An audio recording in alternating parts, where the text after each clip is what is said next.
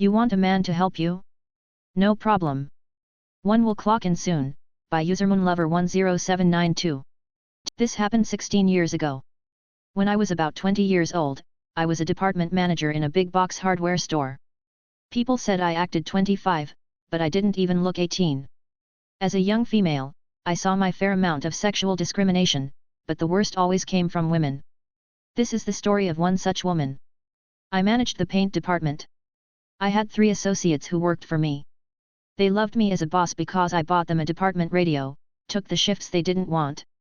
Worked Friday close and Saturday mid so my 2 younger guys could have time to have fun on Friday nights, and the older gentlemen took early Saturday mornings so they could sleep off their fun. In trade, I gave the older gentleman his ideal schedule. My team was awesome. One day I was in the department alone and a lady came up and asked me where she could find the 5-gallon oil-based primer. I let her know that my location didn't carry the 5-gallon size of that primer. She told me that we did and said that it was shelved right there while suggesting I was too stupid to remember. Her husband gave me an apologetic look. I let her know that another location had what she was looking for and that it was in fact in that exact location in that store. She let me know how stupid she thought I was for thinking she could mix up stores. Then, she began yelling and loudly insisting that I get a man out there to help her because she wanted someone competent and not a stupid little girl. Her husband actually tried to step in at that point, but I just smiled and let her know that a male paint associate would be clocking in any minute and that I would be happy to direct him to her as soon as he is on the clock. I smiled and waited for Joe to clock in. Joe was great and I knew he could handle this, or I wouldn't have put him in this situation, but Joe was also new. He was learning things super quick, but still relied on the rest of us for help. When I saw Joe walking up, I quickly said that there was a customer who needed help. I let him know that she was upset and asked him to do his best to answer her questions. Joe walked up to the lady. She said, "Finally, a man." She asked her question, explained where the product should be, and waited. Joe calmly let her know that he had never seen us carry 5-gallon size of oil-based primer, but said he could check with the paint department manager. She was happy and loudly said she was happy to be getting some real help. Joe walked up to me and started to ask me about 5-gallon oil-based primers. The lady quickly walked up and asked him what he was doing. He turned and said, "This is my manager. She runs this department." The husband laughed out loud, the woman stormed off, and I bought Joe lunch. Won't compensate me for my fence? Then compensate me 100 times as much for my crops, by user Simeone 70. The malicious compliance in this story is not mine, it's my brother-in-law's. Some of the details may be slightly off, but the overall story is true. My brother-in-law grows avocados in California. Several years ago, a portion of his ranch was ravaged by a wildfire, or so he thought at first. When the smoke cleared, it became obvious that the fire was caused by an electrical line that was blown over by strong winds and had landed on his fence, catching it on fire. Since he had been planning on diversifying his crops anyway, he decided he'd simply replace his fence, replant, and move on. To that end, he called up the electric company that owned the downed line and asked them for about $10,000 in compensation to replace the fence that had been destroyed by their electrical line. They denied any and all culpability in the matter and told him that he should sue them if he didn't like it. What the electric company didn't realize was that my sister, his wife, works full-time as a corporate attorney for one of the largest utilities in California, defending against cases just like this one. At first she was concerned that this utility was a subsidiary of her employer, in which case there would be a massive conflict of interest. Apparently legal departments frown on their employees when their husband is suing them. Go figure.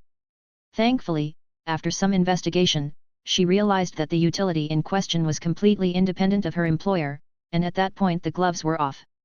My sister didn't represent her husband because she's typically on the other side of these cases, but she did advise him on everything he needed to bring to court to win his case, and she helped him find a very reputable lawyer with a solid record of winning cases like these. Not knowing what they were up against, the utility persisted in refusing to negotiate, hoping that by forcing my brother-in-law to trial, he would simply give up and go away. Spurred on by my sister's insistence that he had a solid case, he called their bluff and went to trial. As it turns out, California takes agricultural damage very seriously, and the court conducted its own independent investigation.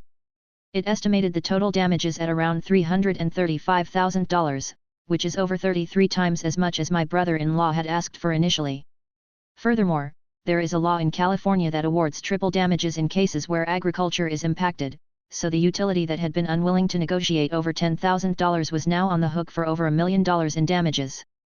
When all was said and done, my brother-in-law confided to me that he would have gladly settled for the $10,000 in arbitration and that it would probably have taken him over a decade to even sell $1 million worth of crops. The utility had to have their day in court, though. Why did you schedule this call on my off hours? By user Taipan821.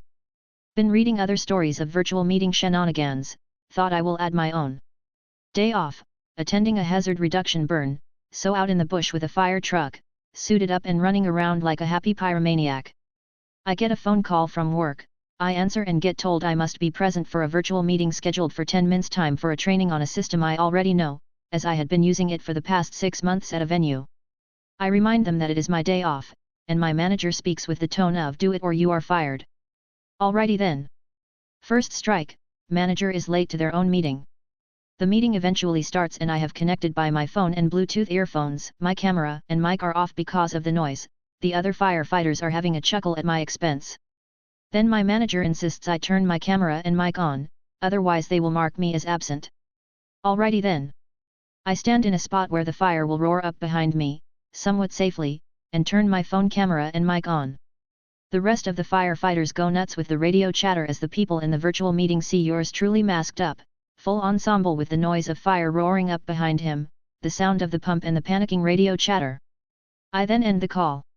Manager then begins to frantically ring, as she thinks she has just seen one of her better team members go up in flames. They never scheduled training on my days off after that, jumped ship to a competitor 2 months later. Having a second job won't cut it with me, you better fix that pronto? You got it, dude, by user ancient_educator_76. This pains me to write. I keep going back and forth as to which of my sentences I should start with, the former or this next one. Tears are rolling down this old teacher's face, a rarity. I've had a fairly rough teaching career. In my 16 years of contracted service, I've spent 5 of those in the school I've been at this year. This is a record possible in part due to my eventual kick-assness at teaching algebra, part from learning when to shut up, always, part learning that the students, and my care, are all that matters, but mostly due to my great relationship with my principal.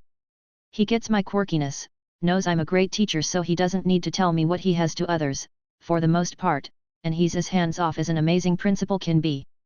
I've finally hit my groove in education when my principal, we'll call him DRJ, just got his doctorate and now is moving onward and upward. I'm not sure if this is just a school thing, but he's doing his farewell tour while introducing us all to the new principal. We'll call him Not the Mama. Anyone from the 90s who also has suffered from the new boss blues knows my pain, and gets this reference. During the tour Dr. J tells Not the Mama about me, how I'm the hardest, smartest worker and teacher. How I have a great relationship with my students, how they stop by the school to see me years after. He also mentions in this live recommendation that I have second job working fast food. Not the Mama instantly winces at this, right about the same time as everyone's favorite teacher/S, Miss Y. Aren't you paying attention to my ironic t-shirt, pops out of a sky filled with irregular-sized suspenders and stories about someone's relatives that amazingly have no relevance to any person, living or dead. I'm pretty sure she said something to distract DRJ long enough to give Not the Mama the opportunity to turn back to me, like a dad threatening his children into behave while he tries to convince his first date since his wife left him that he's a great dad. He manages to quickly mutter under his breath what confirmed every fear I had about the new boss, having a second job won't cut it with me so you better fix that pronto. Reverse Jerry Maguire, you lost me at pronto. You had me at hell no. I despised this person so much in such a short time that it wasn't even an afterthought that, despite my second job being minimum wage, and despite my current job just issuing me a longevity bonus, literally yesterday, I would press the biggest, most important malicious compliance button of my life and see how the fuck it goes. Pronto means soon, so that afternoon I put in my notice that I won't be coming back. Hey, he wants me to only have one job, right? Voila! That's French for check this shit out. Your man OP started going back on school spring. 2 interviews set up for tomorrow via Zoom. Oh, and I'm pretty sure there'll be a juicy update, because I just received 4 missed calls from DriveJ and I'm going to check my email, as requested by DriveJ. I can't believe I'm leaving. Pretty sure he can't either. Barely worth reading update. I read Dr. J's email. It was shorter than the texts, but both basically said he needs to meet with me to find out why I'm suddenly out. I can tell based on his wording that he suspects it's the new boss, but he's never be accused of explicitly saying anything via email. I didn't give any reason for making the decision, and he begged me not to send anything officially to district until we talk. As we're texting back and forth right now, yes at midnight, he asked how I felt about Desert Valley, the district he's going to be director of pancakes or whatever at. I'm looking into it right now. But I'll sleep on it. Next update in 12 hours-ish. Okay. Nothing ironclad, but 3 schools need an academic advisor for math in Desert Valley. He says I'm a shoo-in. Pay scale looks promisingly better too. Update, confirmed. Interviewing with 2 of the 3 schools for a job that pays me what I'm worth. Fingers crossed. On an unrelated note, it appears that I have people that either really like, or really can't stand my writing. Can't please everybody. Not gonna try. But thanks for the input. What I have noticed is that those who enjoyed it will give examples of what they liked, claims, reasoning and evidence. Very few who claim I'm a terrible writer give me specifics. I would like to know how I can improve. I swear, it's not just to call out the haters and call them uncreative copy-pasta whores. Update/edito, regardless of whether I land the interview I'm going to later this month at Dr. J's new district, I will be leaving this place, and have had 3 teachers come and ask me what's up. I told them outright that I don't have a good feeling about the new principal. Word is getting around. I just replied to an email from my closest colleague about this post and what the dude said, verbatim. She says that about 6 more teachers will walk too, because they all have second jobs. The new principal, guaranteed, will probably lose the job before he gets it. I've seen this type of behavior before, and when the gossip train leaves the station it always comes back with less passengers, and in this case no conductor. There's only 2 options. Option 1, this guy meets with district about the influx of feedback, as negative as it was instantaneous, and decides to walk. Option 2, same beginning, but decides to stay and fight the good fight. The uphill battle just got a steeper incline for him. He is such a drastic change from Dr. J that it's a wonder he got the job in the first place. I'm curious how his interview went. Either way, I do feel for the kids, because that's who will suffer the most in all of this. Unhappy teachers are education killers. But I can't think of all this right now, I have to get my mind right, positive, and forward-thinking. TLDR algebra teacher gets a new job and is either a great or terrible writer. Fallout Boy. My current/old school is begging for me back. NTM won't be principal next year. Evidently I'm not the only one he rubbed the wrong way. Still moving forward with interviews, just now I'm in a crevasse of doubt. Or something else overly described. You want to talk to my manager? Okay, by user district equivalent 79.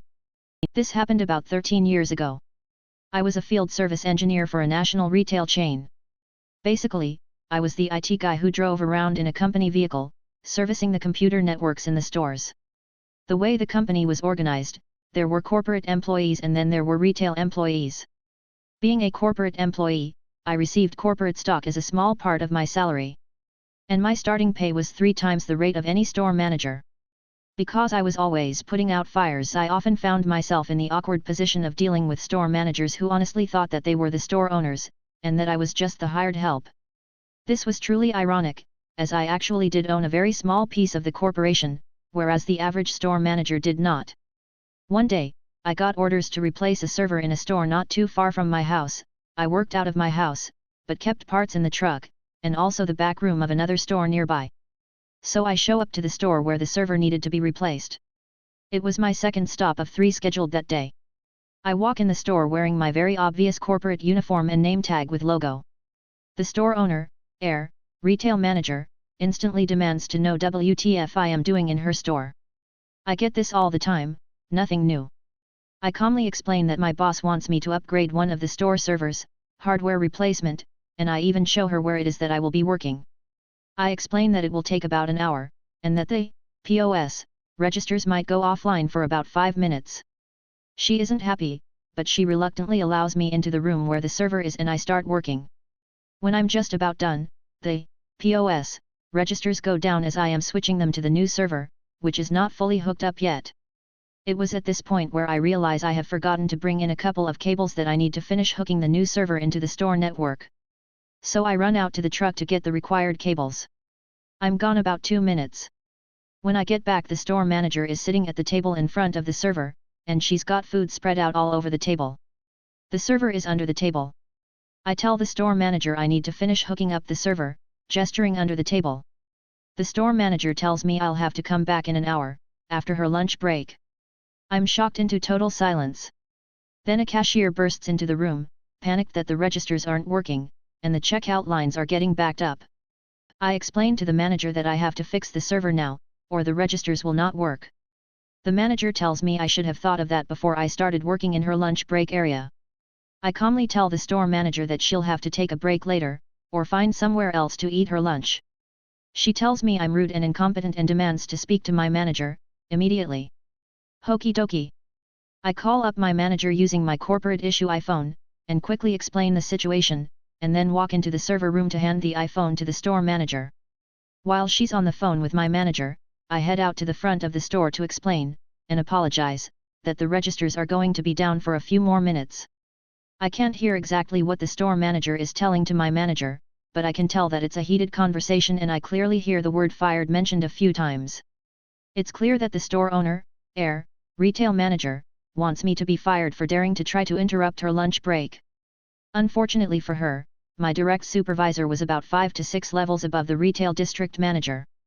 So the store manager was complaining loudly about interrupting my work to the manager of her manager's manager's manager's manager's manager's manager. A few minutes later, the store manager walks out of the room awkwardly balancing bits and pieces of her lunch spread.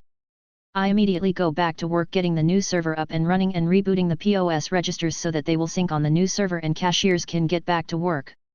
Everyone is happy now except the store owner, because her lunch break was ruined. The main part of my task is done now, but it takes me about another 15 minutes to clean up my mess and reorganize my truck to get ready for my next stop, which will be about a 1-hour drive from my current location. As I'm doing this, I see the retail district manager, I've met her before, going into the store. She walks back out of the store with the former store manager, who is carrying a box of her personal items.